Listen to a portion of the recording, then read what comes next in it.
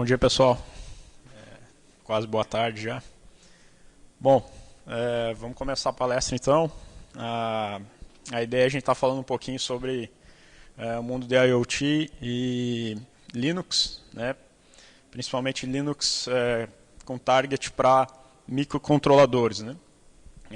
Microcontroladores a gente vai explorar um pouco mais na palestra, mas ele difere um pouco dos famosos microprocessadores, que são o que normalmente a gente tem dentro dos celulares, dentro dos computadores, dentro dos tablets. Os microcontroladores eles são mais focados para aplicações embarcadas e tem tudo a ver com o mundo IoT, né? Essa é uma palestra que eu faço mostrando algumas das minhas visões, né? Obviamente, eu sou funcionário da Fundação CERT, trabalho na CERT há 6 anos, compartilho algumas visões com a empresa, mas a maioria das coisas que eu vou dizer aqui são a minha visão pessoal, o meu entendimento, a minha interpretação das informações que eu estou mostrando aqui, do que eu acredito como ser, né, o futuro do Linux dentro dos microcontroladores. Então, o objetivo da palestra é a gente mostrar como que o Linux pode ser portado para dentro dos microcontroladores, né? Isso é uma coisa relativamente nova, não existe suporte para a maioria dos microcontroladores ainda, é um trabalho que está acontecendo, é um trabalho que está em progresso. Quem quiser me seguir aí no Twitter, eu sou um cara um pouco mais old school, ainda não uso muito Twitter, não tenho muita familiaridade com a ferramenta, mas de qualquer forma tem uma conta lá, se alguém quiser me seguir, mandar pergunta depois ou fazer um follow-up da apresentação.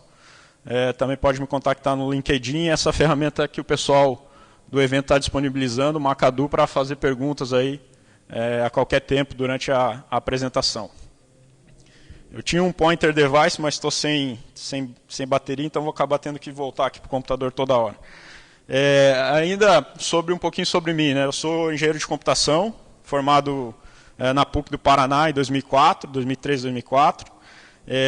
Tenho mestrado na área de sistemas inteligentes e produção em sistemas, na verdade, na área de sistemas inteligentes. Trabalho na área de desenvolvimento embarcado, software embarcado, pelo menos 10 anos já. Já desenvolvi bastante coisa para celular e agora a gente tem desenvolvido bastante coisa para dispositivos de pouca memória memória RAM, pouca memória flash, mais dispositivos embarcados. E tenho trabalhado com Linux também, já há mais ou menos 10 anos também. Um pouquinho da nossa agenda, né, como é que a gente está estruturando a conversa. Então vamos fazer um pouquinho do que é o IoT, né? Acho que tem tudo a ver com o mote do evento, né? Internet das coisas ou das pessoas, é sensacional esse mote.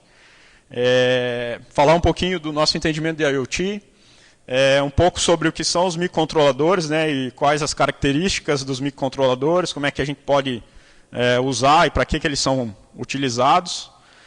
Depois, um pouco também do Linux, a história do Linux, a história principalmente do Linux em sistemas embarcados, para quem não conhece. Talvez quem já é mais familiarizado com Linux vai conhecer muito das coisas que a gente vai falar aqui. E a ideia é, obviamente, a gente fazer uma demo, né? Trabalhar na prática, mostrando. Eu trouxe uma plaquinha que eu uso de desenvolvimento, que é uma placa da STM Microelectronics, chama Discovery. Ela tem um microcontrolador STM32F429 aqui dentro, um microcontrolador bem potente, vou mostrar ele mais para frente também. E no final, né, um wrap-up, uma conclusão do que a gente imagina, de como isso está caminhando, esse desenvolvimento do Linux. Obviamente isso também tangencia muito o desenvolvimento de hardware, os movimentos de desenvolvimento de hardware aberto e assim por diante. Então, falando um pouco sobre IoT. Né? IoT é uma, vamos dizer assim, uma buzzword que está agora na moda. Né? Todo mundo fala IoT, IoT, IoT, mas ninguém necessariamente sabe, né, o que significa IoT, o que é IoT, qual a killer app, né, que o IoT vai trazer, qual que é a aplicação matadora do IoT. Né? Ninguém sabe ainda, e eu, obviamente, não tenho a pretensão de dizer isso para vocês. Mas, de qualquer forma, eu peguei um coachzinho da Wikipedia sobre um pouco da definição do que é o IoT. Né? Então, é uma rede de dispositivos físicos, basicamente, né? Ou seja, tudo que hoje está, de certa forma, ligado eletricamente, poderia estar conectado na rede de alguma forma, né? Então, aqui a gente tem um exemplo de uma fechadura inteligente, que pode ser controlada remotamente, né? Então, você pode abrir e fechar ela sem necessariamente estar na frente dela. E ela está conectada na rede, está te dando, pode te dar informação se tem gente na tua porta, se não tem, esse tipo de coisa. Então, um pouquinho do que da história, né, do que é o conceito por trás do IoT. Né? Basicamente, o que a gente está falando de IoT, a gente acaba falando de computação ubíqua. Né? Ou seja, a gente vai ter, na verdade, a gente tinha antigamente, né, 20 anos atrás, basicamente computadores pessoais, né, e isso foi uma febre, né, de computadores pessoais. Obviamente, cada um de nós provavelmente já teve um computador pessoal, mas se a gente pensar que talvez as próximas gerações não necessariamente vão ter computadores pessoais, né? Eles já vão estar conectados com tablet, com smartphone, com relógio, com wearables, né, e não necessariamente vão ter mais personal computers. Né? Então, isso vai trazer, na verdade, um processamento que vai estar distribuído em diversos lugares, né? Seja ele dentro da geladeira, da máquina de lavar, no carro, no relógio, né? na band que a gente usa, pode usar. Então, a computação ubíqua significa que a gente vai ter poder de processamento e computação em diversos lugares, diversos dispositivos ao mesmo tempo. Né? Isso traz alguns conceitos de computação, por exemplo, como fog computing, né? Hoje a gente ter um processamento isolado, vamos dizer assim, né? A gente ouve hoje também bastante falar do que é o cloud computing, né? Que é você colocar processamento na nuvem, em servidores com bastante poder de processamento. Mas o fog computing na verdade, você ter esse poder computacional em pequenos dispositivos que estão mais perto, né, não estão tão lá em cima na nuvem, estão mais perto da superfície, né, até por isso a questão do fog. E tem um poder de processamento um pouco menor, mas que, obviamente, atendem e têm um propósito específico. Né? Então, se a gente pensar hoje que, se a gente quiser ter uma lâmpada conectada, né, e aí para a gente poder ligar e desligar essa lâmpada, a gente vai precisar ir lá na nuvem e voltar. Isso pode ser um problema em alguns casos, né? Se você não tiver conectividade, às vezes a latência da rede é muito alta, você não consegue ter uma usabilidade interessante. Então, o fog é justamente para que você consiga fazer o processamento local, né? Não precisa ir na nuvem processar alguma coisa para te dar uma resposta. Né? O caso, por exemplo, quando você vai ter uma lâmpada conectada.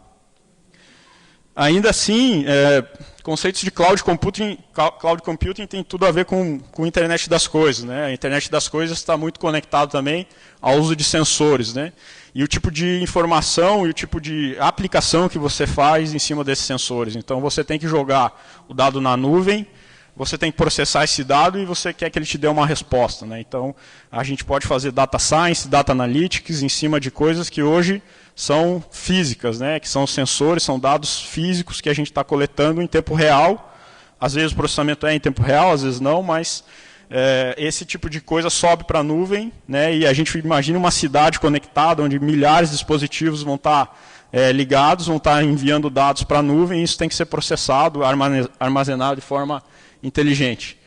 E, obviamente, o Big Data, para fazer analytics, para fazer data science, para minerar esses dados e trazer informações relevantes, né, dos sensores que você está obtendo informação. Então, você pensa numa cidade, como eu falei, você vai ter dados que você quer, por exemplo, saber sobre o uso de lixo eficiente na tua cidade, você vai ter um sensor no caminhão de lixo, por exemplo, você vai ter um sensor nas lixeiras da tua cidade, esses sensores vão estar conectados e você vai conseguir saber qual dia que você tem mais lixo para coletar, qual dia você tem menos, você vai poder fazer um planejamento mais eficiente da tua rota de coleta de lixo, você poder fazer um planejamento mais eficiente da tua frota, né, de veículos para coletar lixo e assim por diante. Alguns conceitos novos que surgem, né, o conceito de IoT é algo que tangencia a data dos anos 2000, 1999, por aí, foi criado no MIT, pode-se dizer assim, num laboratório que eles estavam fazendo rastreamento de veículos usando RFID. Então, mais ou menos nessa data, mas a gente tem alguns derivativos do que seria o IoT. Né? Então a gente tem o Internet of Everything, né, a IoE, que é, ou seja, tudo mesmo, ou seja, não só objetos conectados, mas pessoas conectadas, né, o teu cachorro pode estar conectado, o teu gato, não só objetos físicos, né, mas pessoas também, e animais. E também internet de caring things, ou seja, coisas que você se importa mais, né? Então as coisas que você tem mais, te importam mais tem mais relevância na tua vida, né? Então, por exemplo, eu gostaria que a minha avó tivesse uma Band e que se ela cair por algum motivo, toca um alarme aqui no meu celular e eu sei que ela está com um problema. Ou até mesmo, né, pensando em senior care, a gente pode imaginar quantos passos aquele idoso está dando durante o dia. Será que isso é suficiente para manter ele ativo e para ele ter uma saúde saudável? E, obviamente, a questão de sensores, né? Hoje a gente tem visto uma vasta gama de sensores que estão sendo conectados para dar muitas informações dos mais diversos tipos que a gente possa imaginar. Então, isso aí associado, de novo, com Big Data, Analytics, Data Science, a gente consegue fazer modelos preditivos de correlação. Por exemplo, um dia que chove numa cidade, eu tenho mais ou menos uso de táxi, por exemplo, tenho que melhorar o meu sistema de semáforos nesse dia, porque vai ter um volume maior de carro trafegando na rua, esse tipo de coisa você consegue através de sensores, coletando dados em tempo real e processando eles. Ainda com relação a aplicações, né, então surge uma gama bastante grande, né, de aplicações para esse tipo de tecnologia. Hoje a gente está vivendo, né, o mundo do smart alguma coisa, né? Então tem o smartwatch, tem o smartphone, tem o smart TV, tudo é smart, né? Mas será que é smart mesmo, né? Então o IoT vai possibilitar a criação de mais dessas smarts, né? Como smart roads, smart home, smart cities, mas também já possibilita hoje algumas questões como home automation, gerenciamento de frota, bem-estar, né, Fitbits e coisas do gênero, que você poderia estar utilizando dentro do dia a dia.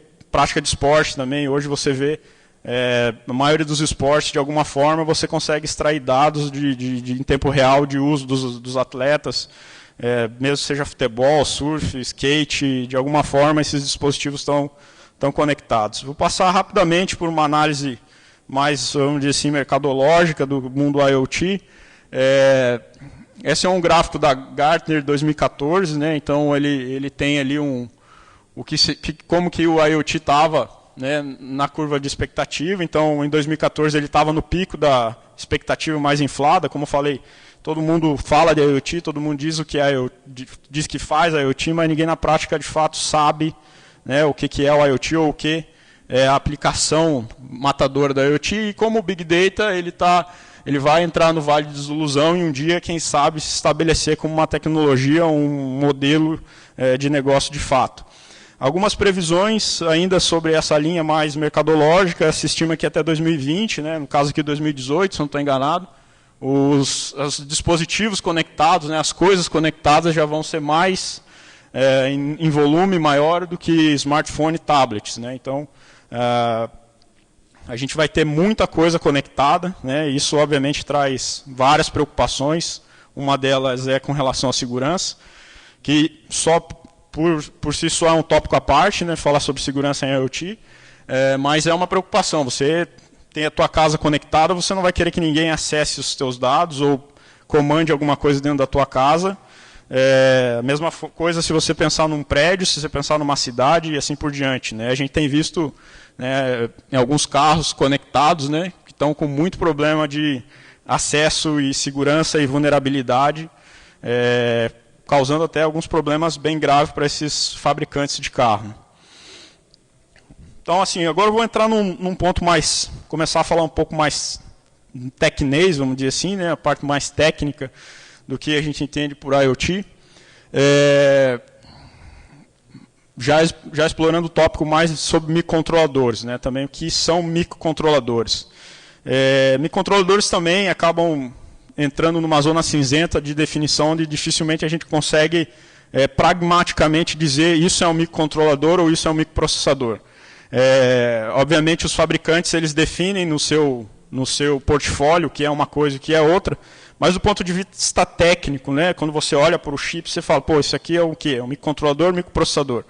Então, a gente vai tentar definir algumas características, né, não é uma regra, né, mas algumas características do que são os microcontroladores, né, e para que eles são feitos. Então, os microcontroladores têm principal propósito atender aplicações embarcadas, né, e com alguma finalidade específica, né. Então é diferente do, né, como a gente estava falando, computadores pessoais que têm um propósito geral, né, você pode fazer várias coisas, posso editar um documento, posso mandar um e-mail, posso acessar a internet, posso fazer um chat ou alguma coisa assim, e você tem um microprocessador dentro dele, né. Então quem é um pouco mais antigo vai lembrar dos famosos 286, 386, até antes, né, Amiga e assim por diante, mas acho que o 386 é um case, 386, 486 é um case bem interessante, da minha geração pelo menos, que todo mundo acabou em algum momento utilizando 386, 486. Eles eram microprocessadores, não microcontroladores. Então aqui algumas características que a gente tem sobre microcontroladores, né? Uma das principais características, né, e isso é uma das coisas que a gente pode de alguma forma utilizar para diferenciar o que é um microcontrolador do microprocessador, é a questão de gerenciamento de memória. Normalmente os microprocessadores, eles têm uma unidade embutida, né, no caso 386, ele já tinha uma unidade embutida de gerenciamento de memória, e no caso dos microcontroladores a gente normalmente não tem, né. A razão, obviamente, de não se precisar necessariamente se preocupar com o gerenciamento de memória dentro do microcontrolador é que você, às vezes, imagina que o microcontrolador vai servir, como eu falei, um propósito específico. E aí, nesse caso, você vai ter provavelmente uma única aplicação rodando e você não está preocupado se tem outras aplicações rodando, interferindo no uso, no consumo de memória do teu processador. Mas isso é uma característica importante, isso, de certa forma, permeia toda a apresentação, porque a falta de um gerenciador de memória traz significativos desafios quando a gente está pensando em colocar um sistema operacional dentro do microcontrolador. Ainda, a gente normalmente tem, quando está falando de microcontroladores, um footprint de memória bastante reduzido, né? Então a gente tem coisas a nível de K ainda, né? A gente, mesmo falando dos nossos dispositivos pessoais, aí, nossos smartphones com 1 GB de processamento, mais 256, 512 de memória, assim por diante. Quando a gente está falando de microcontroladores, perdão, a gente tem um footprint de memória bastante reduzido ainda, né? Então a gente tem a RAM ali variando até, como eu falei, não é uma regra, mas algo sempre menor de 192K. Né? Para quem desenvolve aplicação web, aí, esses números parecem muito pequenos, né? Mas para quem desenvolve sistemas embarcados, até um número relativamente grande, né? A gente falar de 192K de RAM, 256K de RAM, são números até, de certa forma, expressivos. Flash, né? Storage, ROM, né? Ou vamos dizer assim, que seria o equivalente a um disco, né? 2 MB, menos que 2 MB. Então, imagina a tua aplicação também. Quem desenvolve web, isso muitas vezes é impensável, né? Se fazer uma aplicação só de imagem, você vai ter muito mais que 2 MB, né?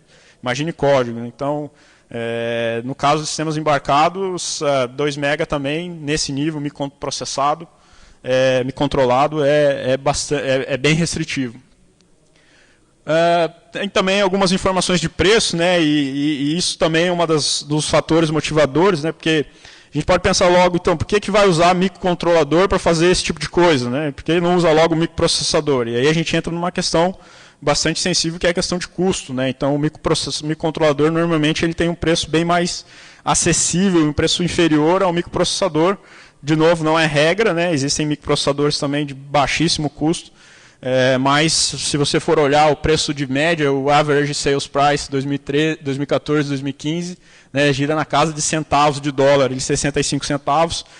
Obviamente, a gente tem, infelizmente, no nosso país o custo Brasil, né, então, se a gente for pensar em comprar um dispositivo desse, trazer para cá, quem já comprou um Arduino, uma Raspberry Pi, sabe que o custo lá fora é, às vezes, 20, 30 dólares, chega aqui a 200, 300 reais.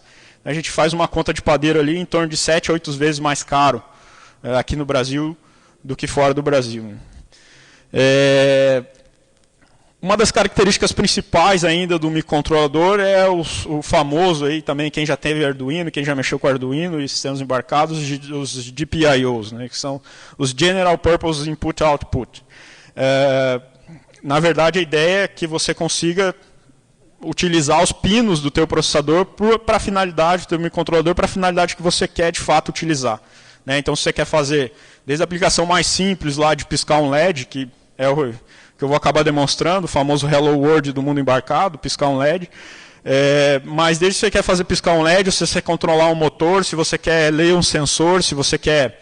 Isso vai ter que estar conectado nesse dispositivo de alguma forma. Se você vai controlar um motor, você vai ter que ligar o pino do teu microcontrolador no teu driver do motor e gerar uma onda numa frequência específica para poder fazer o teu motor girar para um lado, para o outro e assim por diante. Então, a característica principal também dos microcontroladores é que eles trazem bastante pinos disponíveis para você fazer o que você bem entender. Se a gente olhar essa placa aqui, por exemplo, essa barra, 2 barras de pino, não sei se todo mundo consegue ver, mas elas são basicamente externalizando todos os pinos do processador, do microcontrolador para você poder usar e fazer o que você quer com eles.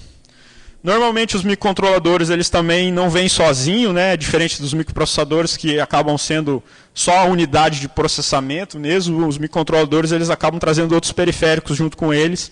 Isso é uma vantagem também bem interessante, né? Então, normalmente eles têm I2C, eles têm SPI, eles têm USB, já embarcado dentro do mesmo chip, né? Do mesmo invólucro, né? Esse invólucrozinho preto aqui no meio, também não sei se todo mundo consegue ver, mas esse cara aqui já tem USB, ele já tem SPI, tem I2C, tem conversor digital analógico, tem tudo isso dentro dele.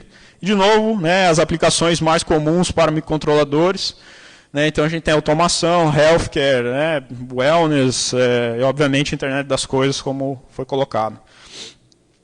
Dentro desse modelo de desenvolvimento para microcontroladores, a gente acaba esbarrando em alguns desafios, né? Então, o principal, como eu disse, que vai permear bastante a nossa palestra, é a questão da falta de gerenciamento de memória, né? Nesse sentido, normalmente os microcontroladores você acaba implementando nele aplicações específicas para atender a tua necessidade.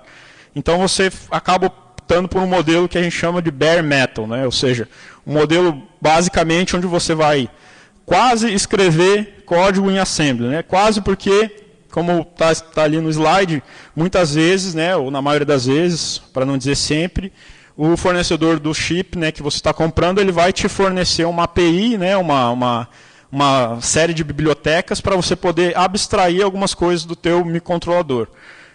Mas na prática, você está praticamente escrevendo código de máquina, né? O código dependente de hardware, né? Não está escrevendo ainda em assembly, mas a forma que o vendedor, por exemplo, nesse caso aqui, STM Microelectronics faz para você acender um LED, é diferente do que uma Atmel, por exemplo, que vende o Arduino, né? Que o Arduino é baseado em Atmel, faz para você acender um LED. Então, quando você escrever código em bare metal, você necessariamente vai estar, muitas vezes, escrevendo código dependente de hardware. Não necessariamente em assembly, mas dependente de hardware. Ou seja, não tem um sistema operacional como a gente tem nos nossos computadores, nos nossos celulares. Não existe um sistema operacional quando a gente está falando de desenvolvimento bare metal. Ou seja, a gente está direto no metal, a gente está direto no chip. Não tem ninguém gerenciando tarefa para a gente, não tem ninguém gerenciando memória para a gente, até porque não tem um gerenciador de memória. Não tem ninguém gerenciando I/O também. Está tudo na nossa mão, a gente tem que fazer tudo. Então, você está por conta e risco, vamos dizer assim. É difícil você portar aplicações para esse mundo, né, porque cada aplicação vai ter que ser portada ou reescrita para cada um dos microcontroladores que você estiver escrevendo. Né? Então, se você escreveu para um ST, você vai ter que reescrever para um Atmel.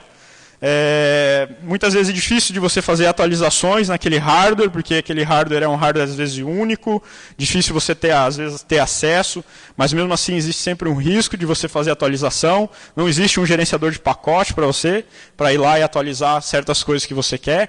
Normalmente você tem que fazer uma atualização inteira, ou seja, você tem que apagar tudo e escrever de novo, né? Não dá para você atualizar pedaços só. Também não existe bootloader, né? Não existe Grub, não existe o boot, não existe nada disso. E no fim das contas, né, como eu falei, a gente está mexendo direto nos registradores do processador. A a gente está mexendo direto no registrador. Não existe mágica, né? Se a gente quer fazer um LED piscar, a gente vai ter que ir lá e escrever código que modifica o valor, o estado de um registrador. Então, o modelo de desenvolvimento é bem diferente do modelo de desenvolvimento, vamos dizer assim, tradicional ou baseado em alguma abstração de um pouco mais alto nível, que é o que eu vou mostrar agora. Então, existem outros modelos ainda bare metal que já provê algum tipo de abstração para você desenvolver aplicações, já que não são tão dependentes de hardware, né? Então, existem alguns projetos até bem interessantes, né? O ELU é um projeto bem legal. O Lua, para quem conhece, um parênteses bem rápido, uma linguagem nacional, né? Então, existe um porting de Lua para desenvolvimento embarcado.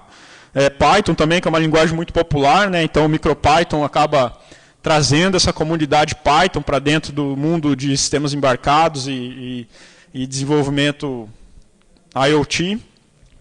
Também .NET acaba sendo uma plataforma que tem bastante usuário e também tem um framework para desenvolvimento, obviamente Java e assim por diante. Temos também, claro, o famoso Arduino, né? Quem não conhece Arduino, todo mundo aqui já deve ter ouvido falar, a maioria até é capaz de já ter uma placa dessa em casa, um desenvolvimento desse, feito algum desenvolvimento para Arduino. É uma plataforma bem restrita, né? Se a gente for olhar ali perto aquele gráfico que eu tinha colocado, aqui a gente está falando de 2K de RAM com 1K de flash ou EEPROM, né? Então, um sistema bem restrito. Obviamente, o Arduino vem com a IDE dele, e a IDE dele já faz essa abstração, né? Então, quando você está programando em Arduino, você está, de certa forma, usando uma abstração já, uma API pronta do Arduino para isso, né? Inclusive, o Arduino ele já suporta outras plataformas, hoje além da Atmel, inclusive ST. Tem o Arduino Otto, o Star Otto, que é baseado na plataforma da ST, mas você vai usar a mesma IDE, as mesmas APIs, as mesmas bibliotecas para programar. Um step ainda além disso é, de fato, trazer um sistema operacional, né? E aí já contar com alguém que faça gerenciamento de I/O, gerenciamento de memória, gerenciamento de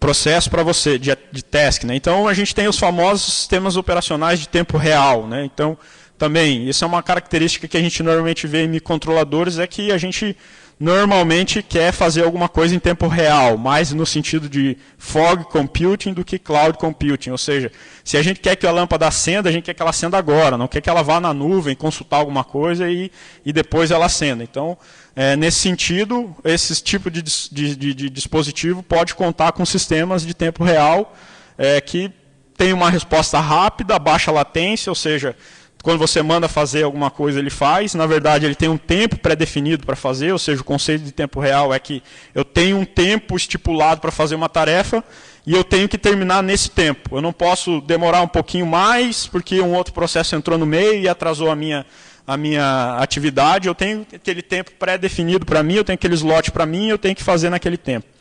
Alguns deles, o FreeRTOS é o mais comum, é o mais famoso, e acho que tem uma comunidade bastante grande. O NutX é um sistema bem interessante, inclusive eu participo do desenvolvimento, a vantagem é que ele é POSIX, depois eu vou falar um pouquinho também por que POSIX é interessante. O Zypher é um sistema novo, vamos dizer assim, fundado, patrocinado pela Linux Foundation, né? Então também é uma iniciativa nova aí do começo do ano. Bem interessante também, um sistema de tempo real, e tem alguns outros aí, para mencionar, o ContiKey, eu acho ele bem interessante, ele tem o foco, né, se você entrar na página do ContiKey, você vai ver que ele é um sistema para internet das coisas. Alguns pagos, só para mencionar, né, então a gente tem alguns comerciais, versões comerciais, como o VxWorks, Nucleus, KNX, que aí já visam aplicações talvez um pouco mais críticas, né? Então quando a gente está falando de software que vai rodar dentro de um trem, né, por exemplo, ou dentro de um carro, você tem que seguir uma série de normas e certificações para poder dizer que o teu software é compatível, né, e pode rodar dentro de um carro, por exemplo. E esses sistemas operacionais, normalmente, ele já vem pré-certificado de alguma forma. E o mais famoso, né, também, da comunidade Linux, aí, que é o UC Linux. O UC Linux é, vamos dizer assim, um branch, na época foi um branch do Linux, com foco em microcontroladores, ou seja, o pessoal começou a olhar e falar, pô, por que não rodar Linux nesses caras? Né? Por que não rodar Linux em microcontroladores. Um dos primeiros, eu vou mostrar depois na história ali do Linux, mas um dos primeiros que foi rodado foi dentro de um Palm. O Palm tinha um microcontrolador e rodava um sistema proprietário, o pessoal foi lá, hackeou o Palm e colocou o UC Linux para rodar um processador da Motorola 68000. Ele caiu um pouco em desuso, na verdade não em desuso, eu diria, mas as modificações dele hoje já estão no mainstream do kernel, ou seja, o projeto perdeu um pouco o sentido, uma vez que o mainstream agora já tem, a maioria dos patches já foram incorporados, como está colocado ali, ele ficou um pouco congelado na versão 2.6, obviamente você consegue ainda baixar ele, fazer um rebase, dá um certo trabalho, mas você poderia ainda usar ele. Ele usa uma biblioteca C, que é a microclbc, que é uma biblioteca focada em baixo consumo de memória, baixo processamento, footprint pequeno e assim por diante. Então, eu vou falar bem rápido sobre a história do Linux também. Acho interessantíssimo essa fala do Linus, né? Então, e essa imagem um pouco baseada, inspirado no logo do Debian, né?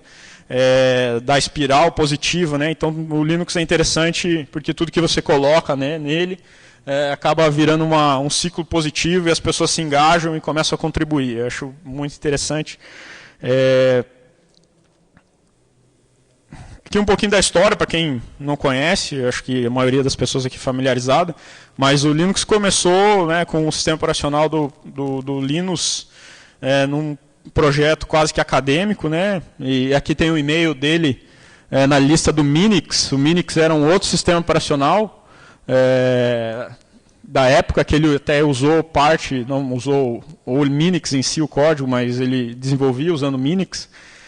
Interessante aqui que ele fala, né, que o código é livre, né, free, né, multithread, mas não é portable. Ali tem até um erro de digitação, mas é reprodução fiel do que está no e-mail dele, né? Not portable, né? Por isso que eu falo, o Linus estava errado, né? Quando ele achou, na época ele estava certo, mas depois ele acabou sendo surpreendido pela quantidade de pessoas que pegou o código do Linux e portou isso para diversas plataformas, né? Então a gente tem muitas plataformas hoje que suportam Linux.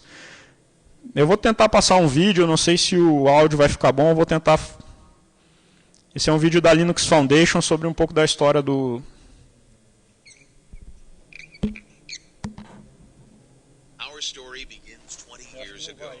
Acho que não vai ficar bom para todo mundo ouvir, deixa eu ver.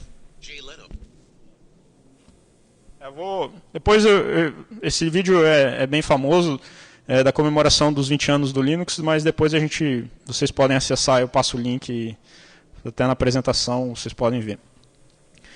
Vou falar então um pouquinho da história do Linux embarcado.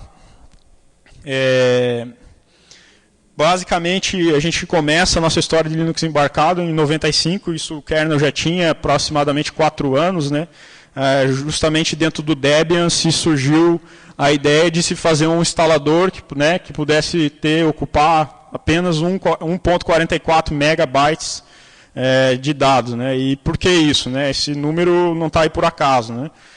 Esse era o tamanho do disquete na época, né? Então a ideia é que você conseguisse fazer caber dentro de um disquete de 1.44 mega todos os utilitários necessários para você poder instalar o Linux numa máquina.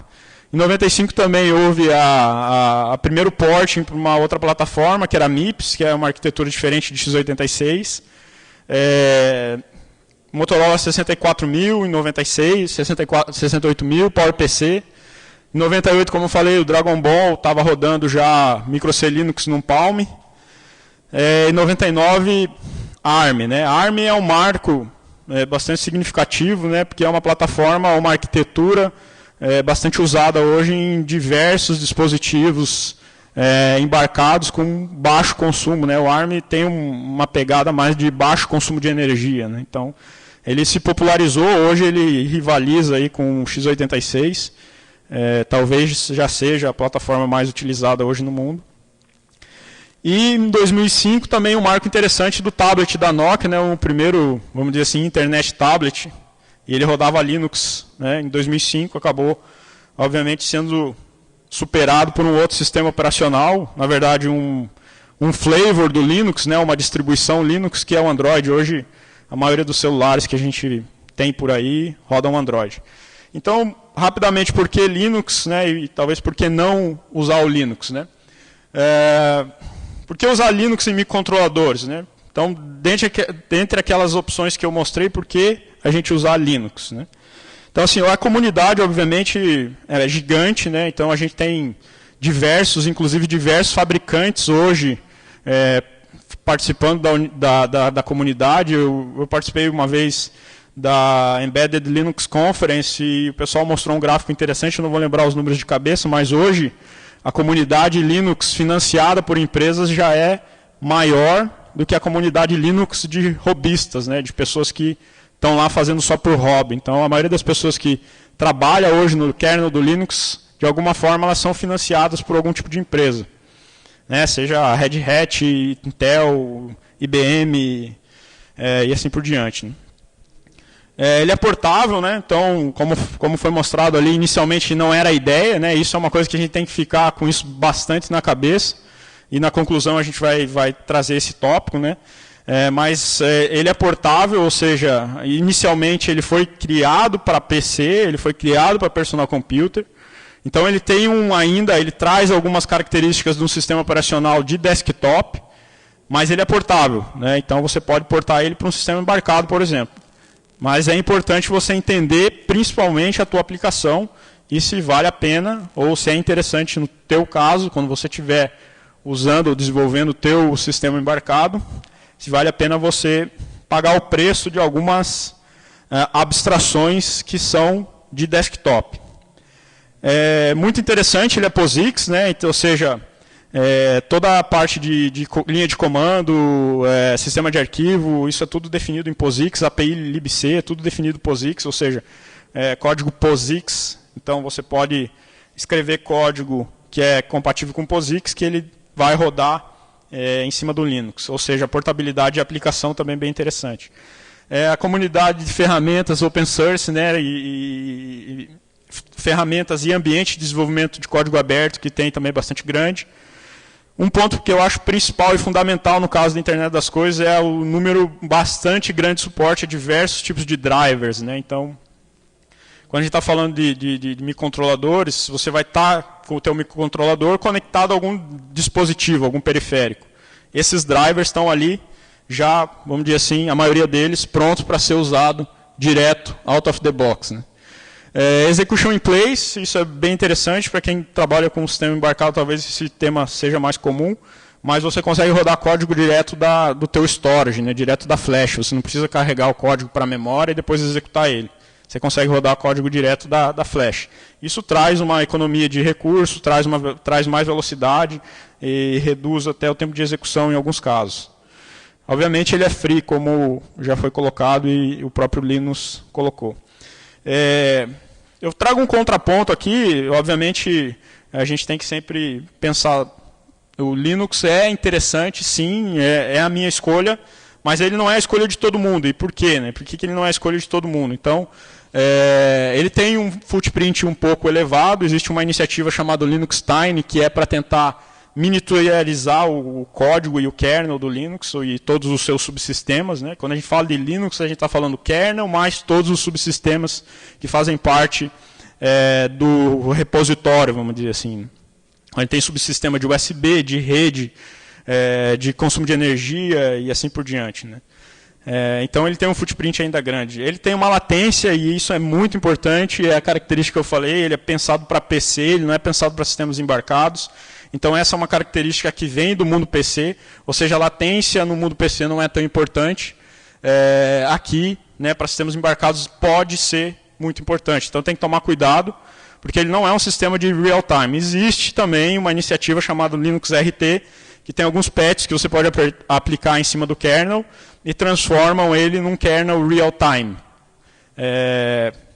Não está no mainstream ainda, esses patches não foram aceitos no mainstream, no mainline, e talvez nunca sejam. Aí vai depender muito da visão do Linus com relação a isso. Alguns subsistemas são bem inchados, vamos dizer assim, trazem muitas coisas que são interessantes em debug, às vezes, mas em produção não tão interessantes. Como eu falei, ele não é feito para microcontroladores, né? Então a comunidade ela é um pouco cética com relação ao uso de kernel, e o próprio Linux também é um pouco cético ao uso do kernel e do Linux em microcontroladores. Ele não é muito, vamos dizer assim, feito para isso, como eu já falei. Quem já tentou compilar o kernel do Linux sabe também que existem uma infinidade de parâmetros para ser configurados, né? Então, se você for pegar lá, fazer o famoso menu config, ou xconfig, alguma coisa assim da vida, xmenu config, você vai, né, esbarrar com uma quantidade absurda de parâmetros que podem ser configurados. Então, é difícil você achar a configuração ótima para o teu dispositivo manualmente, assim, né? Então você tem que entender muito de cada uma daquelas configurações, saber para que cada uma delas serve, para você poder ter uma configuração interessante. E uma dica que eu deixo aqui, assim, é difícil rodar o kernel sem memória externa. Isso é uma restrição bastante grande. Então, você precisa ter uma memória RAM externa. Como eu falei antes, não existe MMU, ou seja, não existe gerenciamento de memória. Isso não significa dizer que você não pode ter uma memória externa. Você pode, e muitas vezes até deve. Então, idealmente, você pode usar uma RAM externa.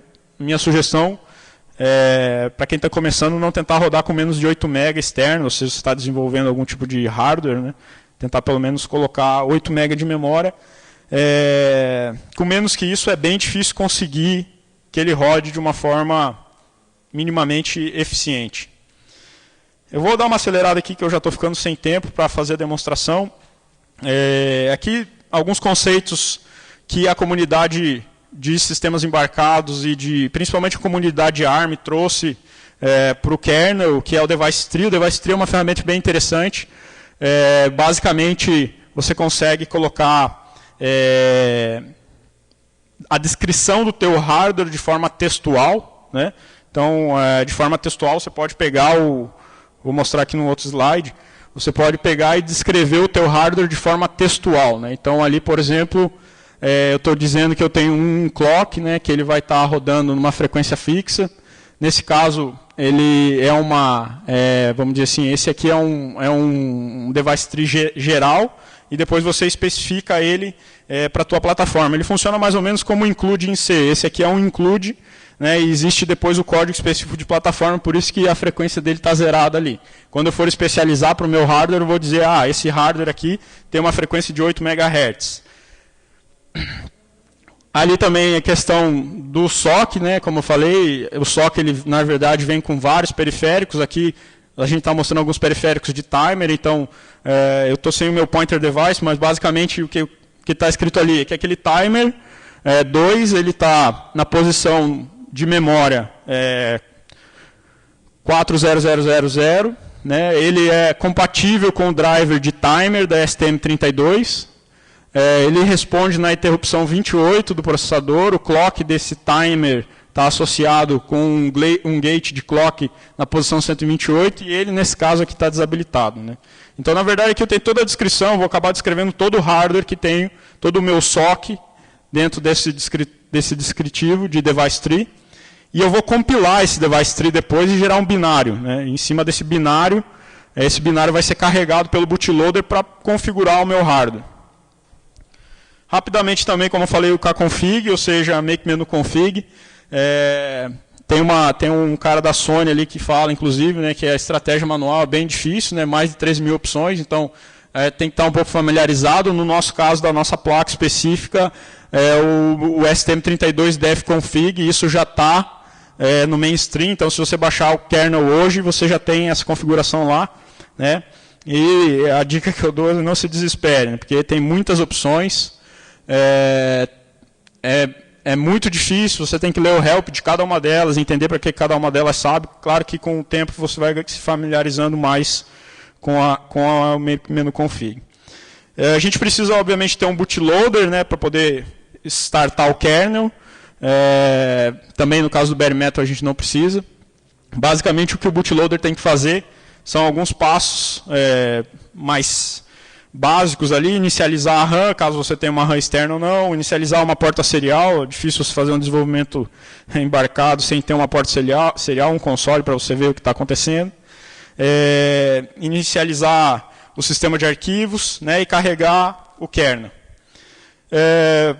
Existem vários bootloaders também disponíveis de código aberto, o Boot é o mais famoso, mas para microcontroladores ele é um pouco grande, então dependendo do teu caso, se você quer usar pouca ou muita flash, vai depender da tua opção, mas ele é um pouco grande para ser usado em sistemas mais restritos. Existe no caso do STM32 um AF Boot, que é um bootloader que leva o nome do criador, do Andreas Faber, que ele é um pouco mais enxuto, né? Então você pode pegar o código dele ali no GitHub e baixar ele, vou mostrar ele aqui rapidinho. E ele boota, né? Hoje ele está bootando o kernel, né? O bootloader mais um kernel em menos de um segundo. Então rapidamente eu vou mostrar aqui o bootloader e tentar modificar ele para a gente dar uma olhada como que ele funciona.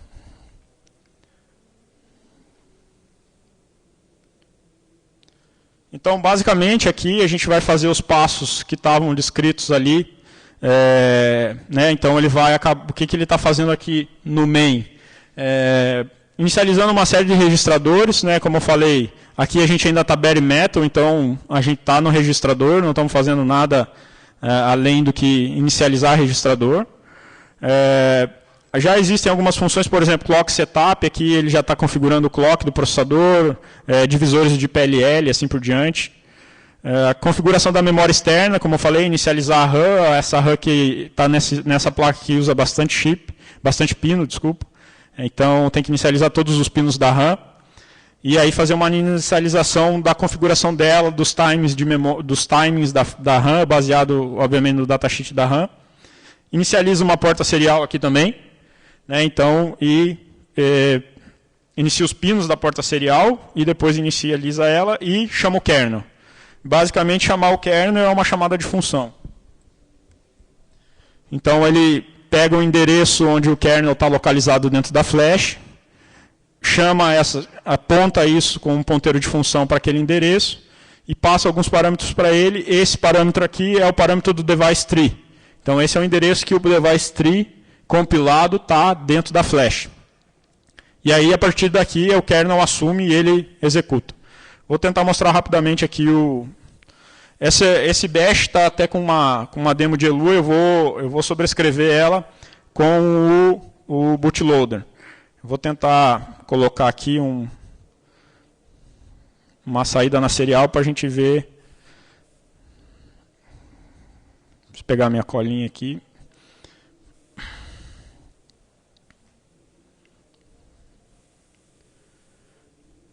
Então a ideia é que esse bootloader, eu vou compilar ele agora, vamos gravar ele já. Então ele já vai ser compilado e ser gravado direto na flash. Depois eu vou passar as ferramentas ali, basicamente como referência. Vocês podem pegar as ferramentas, todas elas de código aberto para executar. E aqui eu tenho a saída da serial. Então essa é a saída da porta serial, que foi inicializada. Eu vou rebootar o processador aqui, ele vai imprimir de novo o Fizzly, e o E que ele está imprimindo no final ali é porque ele entra num tratador de erro quando ele não acha o kernel, porque o kernel não está gravado nessa placa ainda. Então ele cai aqui nessa condição de erro e ele imprime o E, né, no op, porque ele está fazendo nenhuma operação aqui, ele entrou num busy loop e vai ficar travado aqui, até eu dar um reset de hardware ali. Então eu vou agora gravar o kernel, como eu falei, depois tem todas as instruções na apresentação. Esse kernel aqui, ele faz um print do LED, né, ele blinka o LED, ele está gravando, ele demora um pouquinho para gravar, enquanto ele grava, eu vou mostrar para vocês o device tree que está sendo usado ali.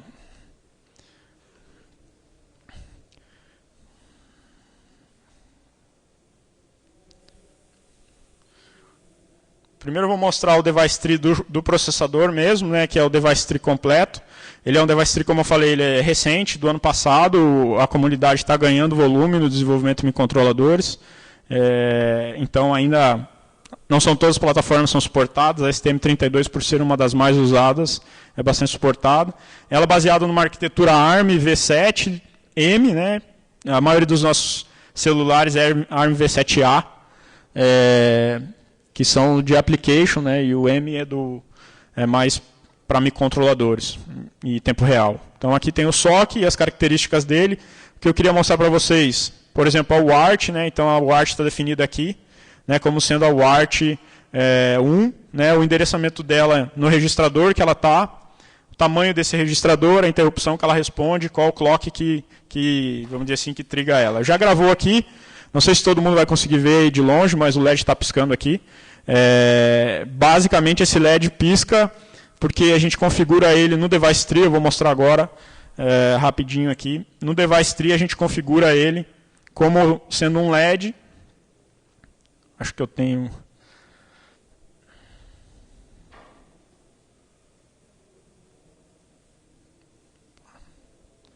Achei que ele estava aberto aqui, não está.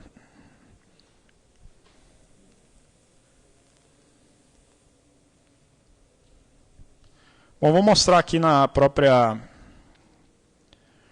apresentação, tem uma partezinha que mostra o LED.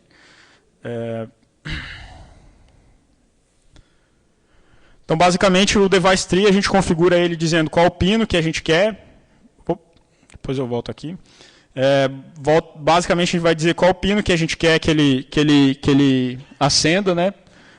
Nesse caso, a gente tem o pino 13 e o 14, que estão ligados nesse processador. Aqui a gente tem o Device Tree que representa o LED, esse que eu estava tentando mostrar ali no próprio arquivo, mas basicamente a gente está dizendo que na nossa placa a gente tem dois LEDs, um vermelho e um verde, e que o nosso LED verde ele vai piscar seguindo o modelo Heartbeat do kernel. O kernel tem um subsistema de LED específico, isso é por exemplo, é uma vantagem que você tem. Você não precisa implementar toda a questão. E se você quiser implementar LED, por exemplo, vai fazer alguma aplicação que usa LED, o kernel já tem esse subsistema pronto para você utilizar. Você não precisa ficar fazendo isso na mão. Eu estou sem tempo, provavelmente, não sei como é que está, então eu vou passar rapidamente aqui com relação à otimização. Tem ainda bastante espaço para otimização. Aqui eu fiz um exemplo simples, depois vocês podem olhar lá na palestra, no PDF. Mas com poucas modificações no menu config, você já consegue reduzir tamanho, né, e isso impacta bastante na hora de você gravar na flash. Então, para a gente concluir bem rápido, né, a gente tem que ter em mente, quando a gente está trabalhando com desenvolvimento embarcado, não existe uma solução que resolve todos os nossos problemas. A solução tem que ser pensada para o tipo de aplicação que você quer. Então, você não pode simplesmente achar, vou colocar o Linux na minha placa e meus problemas acabaram. Talvez seus problemas estejam começando. Por outro lado, se você for trabalhar com um sistema RTOS, você também vai ter algumas dificuldades, bare metal e assim por diante. Então, você tem que analisar bem qual o propósito da tua aplicação, qual o propósito do teu hardware e para que você está fazendo, qual o tipo de sistema que você está utilizando. Então, é importante, se você vai usar o Linux, sempre selecione componentes que você viu que tem suporte, que tem device drivers. Não adianta também pegar um componente que não tem. Às vezes você vai usar um chip Wi-Fi, tem um que tem suporte, outro que não tem. Escolhe o que tem, obviamente, claro, ponderando custo e assim por diante. Como eu falei, o Linux tem bastante espaço para otimização em sistemas embarcados, o que a gente chama de tinification, né? Não dá para rodar com sem memória externa, então, como eu falei, no mínimo 8 MB é necessário, você vai precisar de uma memória externa ainda, não tem como rodar. Desenvolvimento de hardware é difícil, é bem diferente do desenvolvimento de software, então toma cuidado com as escolhas que você faz quando você vai desenvolver hardware, você vai estar amarrado, uma vez que você fez uma placa dessa, não tem como fazer uma alteração simples, né? Quem desenvolve software não dá para você fazer um revert, né? Você vai ter que pegar e produzir ela de novo. Então, o hardware é hard, né? Não tem como você facilmente customizar. Por isso, é importante sempre trabalhar com placas de desenvolvimento. Trabalhe com placas de desenvolvimento antes de fazer a placa final. E, obviamente, não existe silver bullet, não existe uma solução unificada que resolve o problema de todo mundo. O Linux pode não ser a solução para o teu problema. Eu acredito muito na comunidade Linux. Eu acho que o Linux tem bastante potencial para se tornar o sistema padrão para a internet das coisas. Mas ainda é uma visão, vamos dizer assim, da minoria. Não é uma visão grande. Poucas pessoas acreditam nisso. Então, no teu caso, pode ser que Linux não resolva o teu problema. Mas o ganho que ele traz, principalmente com o uso de drivers específicos, é bastante grande. Basicamente é isso. Desculpa o tempo e desculpa também que vocês... Acho que tem perguntas aí, não sei como é que está. Dá para fazer uma, duas? Ou... Bom, então, pessoal, peço desculpa aí pelo tempo. Eu vou pegar as perguntas e tento responder elas de alguma forma para vocês depois. Obrigado. Viu?